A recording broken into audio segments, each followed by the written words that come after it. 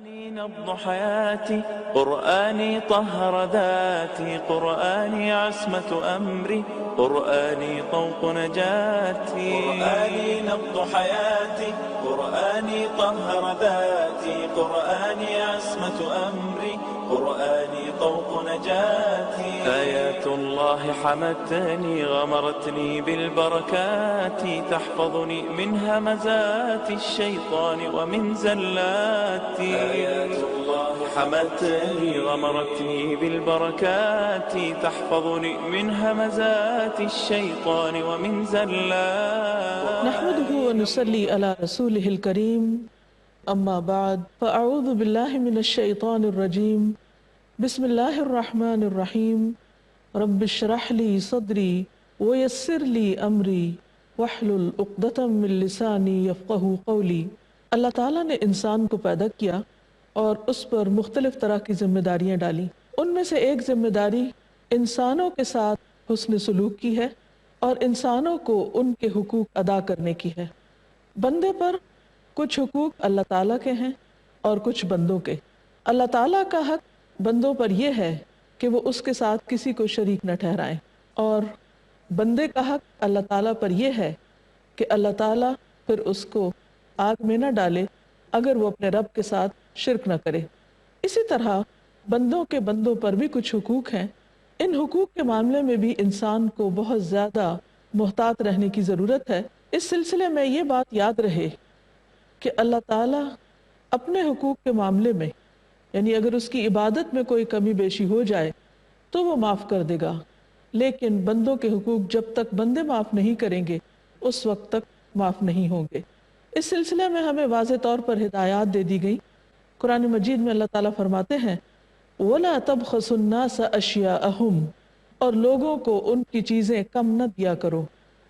اب اشیاء میں صرف مادی چیزیں ہی نہیں، ان کے دیگر حقوق بھی آتے ہیں کہ کسی بھی بندے کا، خواہ وہ کوئی ہم سے بڑا ہو یا ہمارے برابر کا ہو یا ہم سے چھوٹا ہو، مرد ہو، عورت ہو، ہمارا اپنا ہو یا کوئی غیر ہو، ہمیں انصاف کا حکم دیا گیا ہے کہ حقوق کے معاملے میں ہم دوسروں کے بارے میں پورے انصاف سے کام لیں۔ اس سلسلے میں نبی صلی اللہ علیہ وسلم کی ایک بہت مشہور حدیث ہے۔ آپ نے فرمایا عن ابی ہریرہ قال قال رسول اللہ صلی اللہ علیہ وسلم کل المسلم علی المسلم حرام دمہ ومالہ وعرضہ۔ صحیح مسلم۔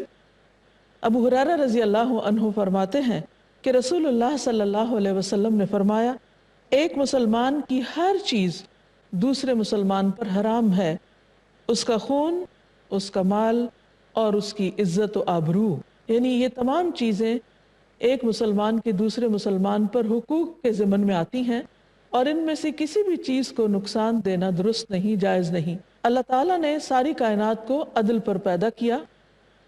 سورۃ الرحمن میں اللہ تعالیٰ فرماتے ہیں الشمس والقمر بحسبان والنجم والشجر يسجدان والسماء رفعها ووضع الميزان وَأَقِيمُوا الْوَزْنَ بِالْقِسْطِ وَلَا تُخْسِرُوا الْمِيزَانَ، کہ اللہ تعالیٰ نے سورج اور چاند کو بنایا جو اپنے حساب کے ساتھ چل رہے ہیں، اسی طرح آسمان کو بلند اٹھایا اور میزان کو رکھ دیا اور حکم دیا کہ میزان کو قائم کرو انصاف کے ساتھ اور میزان میں کسی قسم کی کمی نہ کرو۔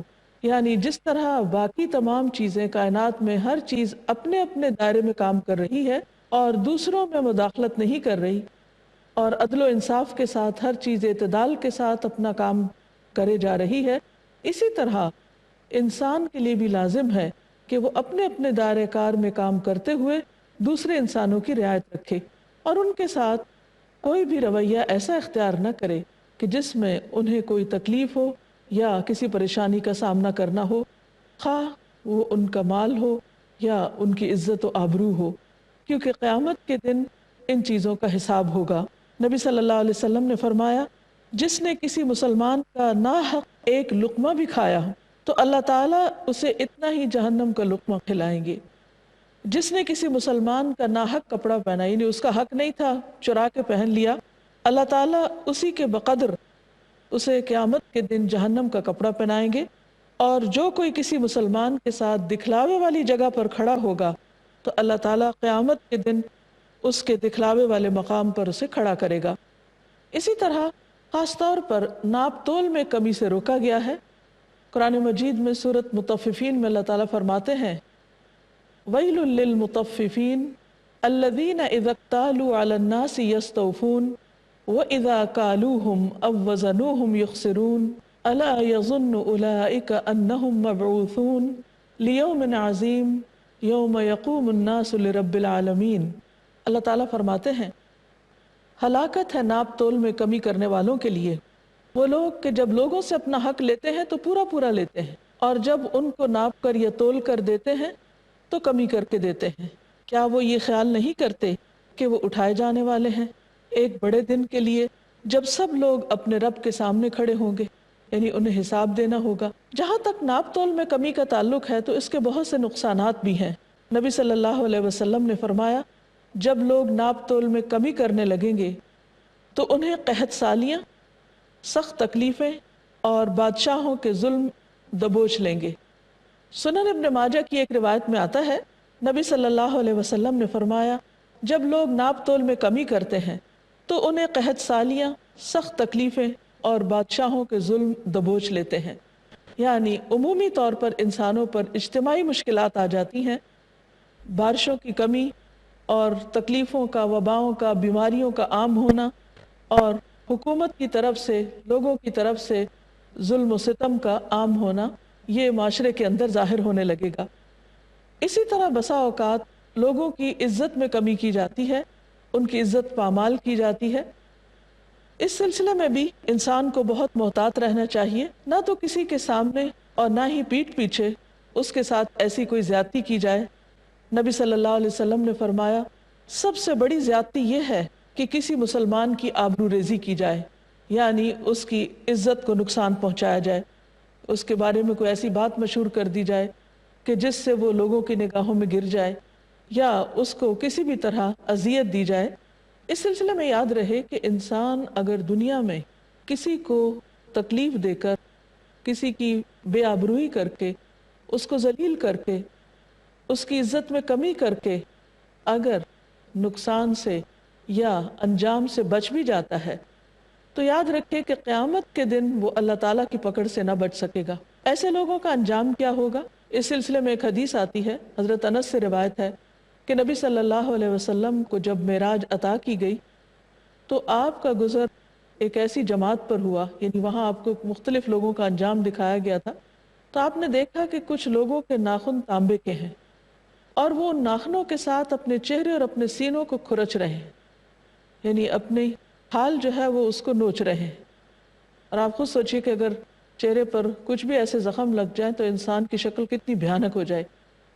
تو بہرحال آپ نے جبریل سے پوچھا کہ اے جبریل یہ کون لوگ ہیں؟ تو انہوں نے بتایا کہ یہ وہ لوگ ہیں جو لوگوں کا گوشت کھاتے ہیں اور ان کی عزت و آبرو کے درپے رہتے ہیں۔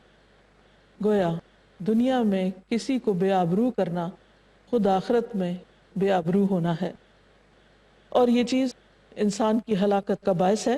نبی صلی اللہ علیہ وسلم نے فرمایا حرج کی بات تو یہ ہے کہ کوئی شخص کسی مسلمان کی عزت کاٹے، یعنی اس کی عزت کو نقصان پہنچائے۔ جس نے ایسا کیا وہ گناہ میں مبتلا ہو گیا اور ہلاک ہوا۔ یہ بھی دیکھنے میں آیا ہے کہ بعض اوقات عام روزمرہ زندگی میں چھوٹی چھوٹی باتوں پر تو الزام تراشیاں ہوتی ہیں، لیکن بعض اوقات خدا خوفی نہ ہونے کے سبب لوگ دوسروں پر کفر کے فتوے تک لگانے لگتے ہیں، یعنی ان کے ایمان تک کو چیلنج کر دیتے ہیں۔ مثلا اگر کسی عالم نے 1000 باتیں بھی صحیح کی ہوں اور انسان ہونے کے ناطے اس سے اگر 1-2 باتیں اس کے منہ سے کوئی غلط نکل جائیں تو وہ ان کو ایشو بنا لیتے ہیں، ان کو پکڑ لیتے ہیں اور ان پر کفر کے اور گمراہی کے فتوے لگانے لگتے ہیں۔ ایسا کرنا نہایت بڑا ظلم ہے اور حد سے گزری ہوئی بات ہے، اس سے پرہیز کرنا چاہیے، کیونکہ نبی صلی اللہ علیہ وسلم نے فرمایا جب کوئی شخص اپنے کسی بھائی کو کہتا ہے کہ اے کافر، تو ان دونوں میں سے ایک کافر ہو گیا۔ یہ صحیح بخاری کی روایت ہے، یعنی کسی پہ کفر کا فتویٰ لگانا دراصل خود کو کافر ثابت کرنا ہے۔ اسی طرح گھریلو زندگی میں بھی بسا اوقات جھگڑے ہوتے ہیں، میاں بیوی کے درمیان جھگڑے ہو جاتے ہیں، کسی مسئلے پر اختلاف ہو جاتا ہے، ایک دوسرے سے کوئی تکلیف پہنچ جاتی ہے، تو اس پر بھی صبر سے کام لینا چاہیے۔ بیوی کی برائی کرنا یا بیوی کو شوہر کی برائی کرنا دراصل اپنا کپڑا پھاڑنے کے برابر ہے، ننگا ہونے کے برابر ہے۔ اس لیے ایسے معاملے میں بھی انسان کو بہت محتاط ہونا چاہیے۔ پھر اگر کوئی شخص اس معاملے میں زیادتی کرے تو ایسا نہیں کہ دنیا میں اگر ایک فریق طاقتور ہے اور دوسرے پر وہ جیسا جی چاہے الزام لگا دے تو قیامت کے دن بچ جائے، نہیں، وہاں تو ہر ایک کا حساب ہوگا اور سب لوگ اپنے اپنے حق وصول کریں گے۔ اس سلسلے میں نبی صلی اللہ علیہ وسلم نے فرمایا، کیا تم جانتے ہو کہ میری امت کا مفلس کون ہے، یعنی غریب کون ہے؟ لوگوں نے کہا کہ اللہ اور اس کا رسول ہی زیادہ جانتے ہیں۔ آپ نے فرمایا کہ مفلس یا سب سے زیادہ مفلس وہ شخص ہے کہ جس کے پاس بہت ساری نیکیاں ہوں گی قیامت کے دن، ڈھیروں نیکیاں کما کے آئے گا، لیکن اس کے ساتھ ساتھ اس نے کسی کا حق مارا ہوگا، کسی کو گالی دی ہوگی، کسی کو نقصان دیا ہوگا، تو ایسے تمام لوگ قیامت کے دن اس سے اپنا حق وصول کرنے کے لیے آ جائیں گے اور وہ ان میں سے کسی کو کچھ دے نہ سکے گا، یعنی بدلے کی کوئی اور شکل نہ ہوگی سوائے اس کے کہ اسے اپنی نیکیاں ان کو دینی ہوگی، اور اگر وہ نیکیاں ختم ہو گئی تو ان کے گناہ اس کے ذمہ ڈال کر اس کو ان کی بھی سزا بھگتنا ہوگی۔ اس لیے نہایت ضروری ہے کہ انسان اپنی آخرت کو محفوظ کرنے کے لیے غلط کاموں سے بچے اور اپنی زبان کی خصوصی طور پر حفاظت کرے اور دوسرے لوگوں کے جان اور مال کی حفاظت کرے تاکہ وہ خود اللہ تعالیٰ کی حفاظت میں رہے۔ گھریلو زندگی میں ہی انسان بسا اوقات اپنے ملازمین اور خادموں کے حق تلفی کر جاتا ہے۔ یہ بھی ایک بہت دردناک صورتحال ہے۔ بہت سے لوگ ان کا حق کم کرتے ہیں۔ بات دراصل یہ ہے کہ انسان جس کے قریب ہوتا ہے اس کی بہت سی خامیوں سے واقف ہوتا ہے اور انسان یہ سمجھتا ہے کہ شاید باقی تمام لوگ پرفیکٹ ہیں اور سب غلطی اس میں ہے جو میرے ساتھ رہتا ہے۔ تو بسا اوقات انسان چھوٹی چھوٹی باتوں پر بہت بڑا ایکشن لینا چاہتا ہے اور نتیجتاً بعض اوقات گھر تباہ و برباد ہو کر رہ جاتے ہیں، لیکن اس کا آغاز چھوٹی چھوٹی حق تلفیوں سے ہوتا ہے۔ اگر ابتدا میں ہی انسان صبر کر کے دوسرے انسان کی خامیوں پر نظر ڈالنے کی بجائے اس کی خوبیوں پر نظر رکھے تو زندگی سکون سے گزر سکتی ہے، لیکن اس کے لیے خود انسان کی اپنی انٹینشن کا درست ہونا ضروری ہے۔ وہ اپنے اندر نباہ کا مزاج پیدا کرے کہ گزارا کرنا ہے، کیونکہ اگر اس نے ارادہ کر لیا تو اللہ تعالیٰ باقی چیزیں بھی آسان فرما دے گا، لیکن یہ سب اسی وقت ہو سکتا ہے جب انسان کے اندر خدا کا خوف ہو۔ گھریلو زندگی میں شوہر بیوی کے علاوہ بچوں کے ساتھ بعض اوقات زیادتی کی جاتی ہے، ان کے ساتھ سختی کا معاملہ کیا جاتا ہے۔ ادب سکھانے کے لیے، ڈسپلن کے لیے زیادہ سختی کی جا سکتی ہے، لیکن اس میں بھی حد سے نہیں بڑھنا چاہیے۔ ایسا نہیں کہ وہ چھوٹے ہونے کے ناطے اگر اپنے لیے اپنا دفاع نہیں کر سکتے یا ماں باپ کو کچھ کہہ نہیں سکتے تو ان کے ساتھ ہر طرح کا ظلم اور سختی اور زیادتی جائز یا روا ہو جائے گی، ایسا سمجھنا درست نہیں، کیونکہ کوئی بھی چیز جو حد سے بڑھی ہوئی ہوتی ہے وہ نقصان دہ ہو جاتی ہے۔ بعض اوقات بچوں کے اندر ایک بغاوت پیدا ہو جاتی ہے، وہ ماں باپ کے لیے ان کے دلوں میں نفرت آ جاتی ہے اور نتیجتاً وہ بڑے ہو کر ماں باپ کو بالکل ہمیشہ کے لیے خیر بات کہہ دیتے ہیں۔ بچوں کے علاوہ گھریلو خادمین اور ملازموں کے ساتھ بعض اوقات زیادتی کی جاتی ہے اور یہ ایک بہت ہی دردناک صورتحال ہے۔ بعض اوقات لوگ ان سے کام پورا لے لیتے ہیں لیکن ان کو یا تو بہت ہی معمولی تنخواہ دیتے ہیں یا بعض اوقات وہ تنخواہ بھی نہیں دیتے اور ان کو ویسے ہی چھوٹی چھوٹی بات پر بہانہ بنا کر نکال دیا جاتا ہے گھر سے۔ پھر اسی طرح بعض اوقات ان کو ناحق مارتے بھی ہیں اور طرح طرح کی سزائیں دیتے ہیں۔ ایسے لوگوں کو بھی اللہ سے ڈرنا چاہیے، کیونکہ جو لوگ یہ سمجھتے ہوں کہ انہیں خدا کے حضور قیامت کے دن حاضر ہونا ہے وہ ایسا نہیں کر سکتے۔ رسول اللہ صلی اللہ علیہ وسلم نے فرمایا، اللہ تعالیٰ کا ارشاد ہے کہ 3 طرح کے لوگ ایسے ہوں گے جن کا قیامت کے دن میں مدعی بنوں گا، یعنی میں ان کو ان کا حق دلواؤں گا۔ وہ کون ہے؟ ان میں سے ایک وہ شخص ہے جس نے کوئی مزدور اجرت پر رکھا، یعنی کسی سے کام لیا، اس سے پوری طرح کام لیا لیکن اس کی مزدوری نہیں دی۔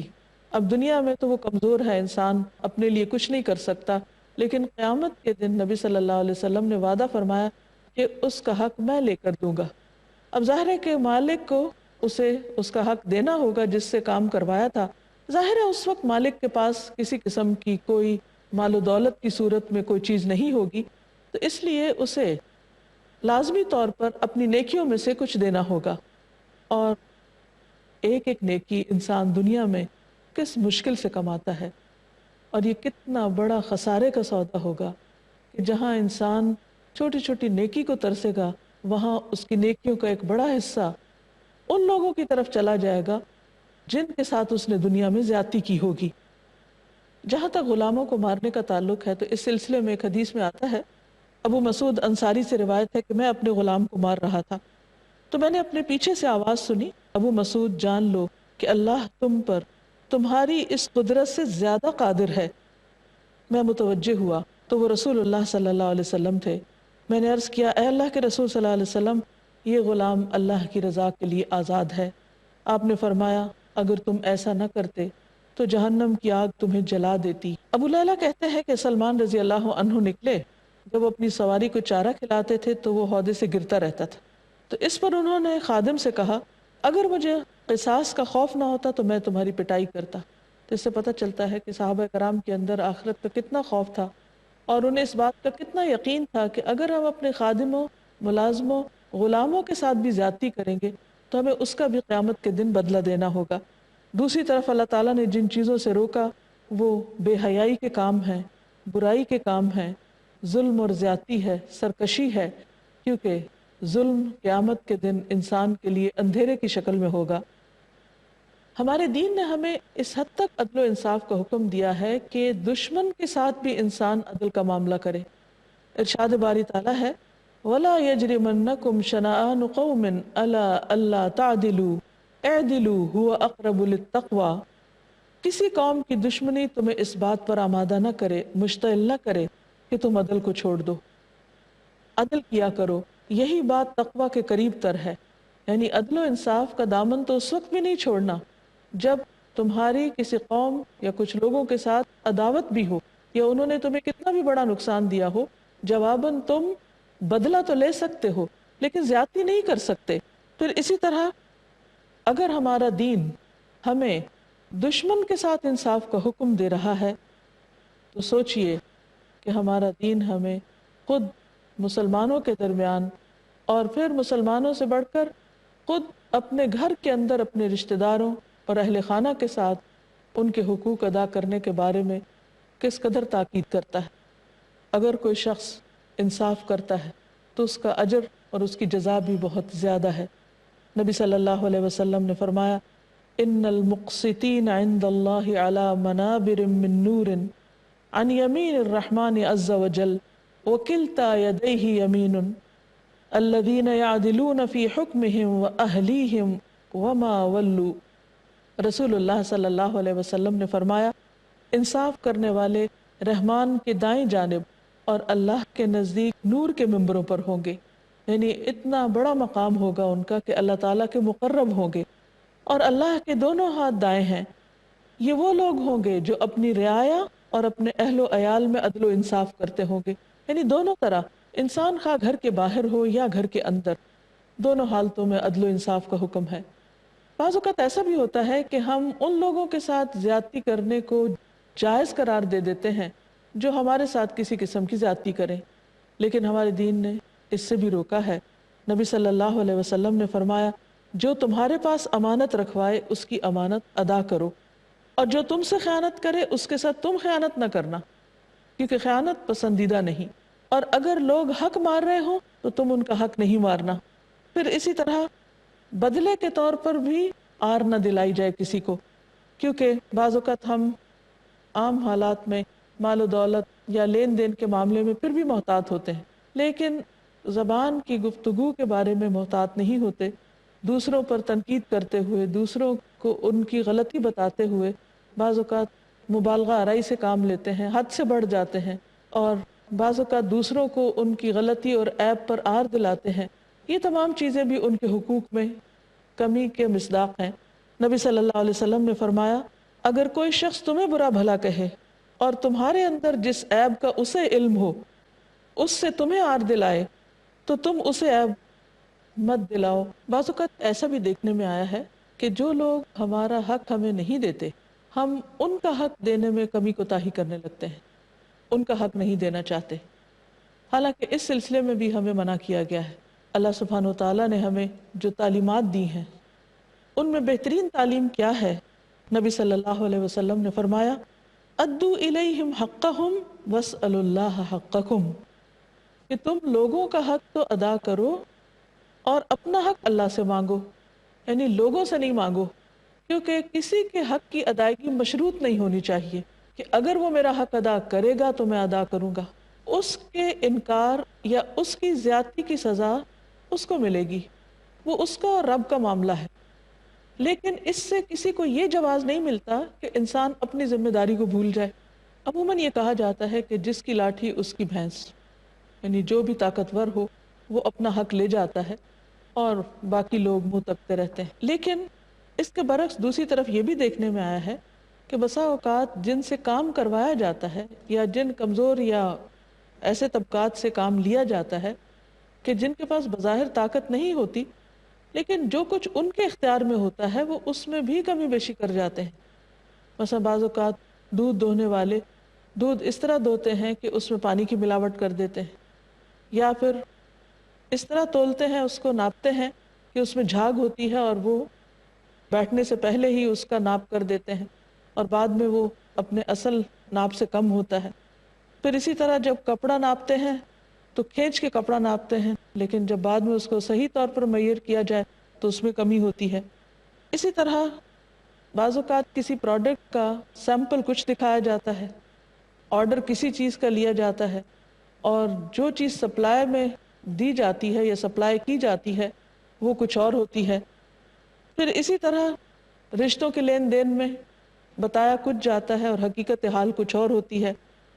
اسی طرح ملاوٹ میں کھانے پینے کی اشیاء میں ملاوٹ، حتیٰ کہ دوائیوں تک میں ملاوٹ کی جاتی ہے، جس سے بعض اوقات لوگوں کو سخت نقصان پہنچتا ہے، صرف ان کی صحت کو نہیں، ان کی جان تک کی ہلاکت کا ذریعہ ایسی دوائیں بن جاتی ہیں۔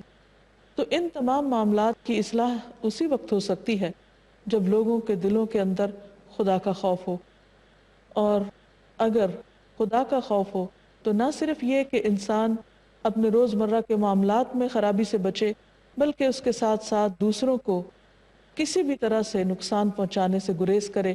اللہ تعالیٰ سے دعا ہے کہ وہ ہمیں عمل کی توفیق عطا فرمائے۔ وآخر دعوانا ان الحمد للہ رب العالمین۔ السلام علیکم ورحمۃ اللہ وبرکاتہ۔ خالدة ما أعظمها من كلمات من الرحمن علينا بكتاب من رحمات، معجزة خالدة ما أعظمها من كلمات من الرحمن علينا بكتاب من رحمات، قرآني نبض حياتي، قرآني طهر ذاتي، قرآني عصمة أمري، قرآني طوق نجاتي، قرآني نبض حياتي، قرآني طهر ذاتي، قرآني عصمة أمري، قرآني طوق نجاتي۔